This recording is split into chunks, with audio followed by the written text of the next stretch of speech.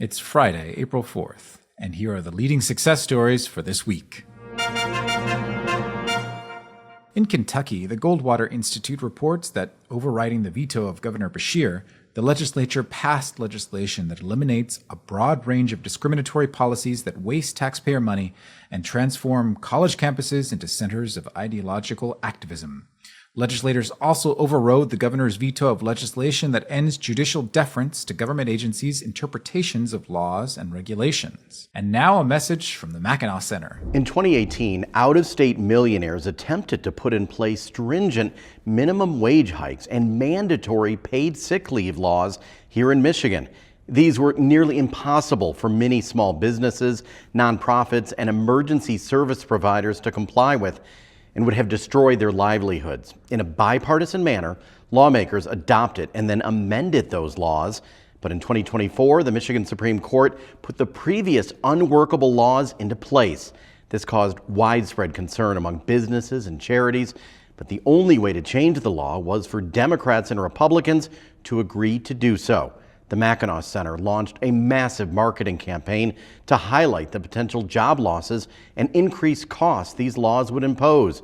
In a last-minute move on February 21st of this year, the legislature reformed these policies, averting economic disaster. And now a message from the Mississippi Center for Public Policy. Mississippi just made history as the first state, aside from oil-rich Alaska, to pass legislation eliminating the income tax. 9 other states have never had an income tax to begin with, but it's Mississippi that's blazing a trail by actively dismantling it, allowing more working people to keep what they earn and spend it on their families and their priorities. So what, you might say? Why does this matter if full implementation is still a decade away? The answer is simple. Income tax elimination is already transforming our state for the better. No income tax makes Mississippi a growth magnet. Since we began income tax reform in 2022, Mississippi has seen a flood of inward investment. Businesses are flocking here. This victory, achieved through grit, not just goodwill, proves free market reform can triumph, even in a state sometimes slow to change. In South Dakota, the Goldwater Institute reports in a life-changing victory for patients with rare and ultra-rare diseases,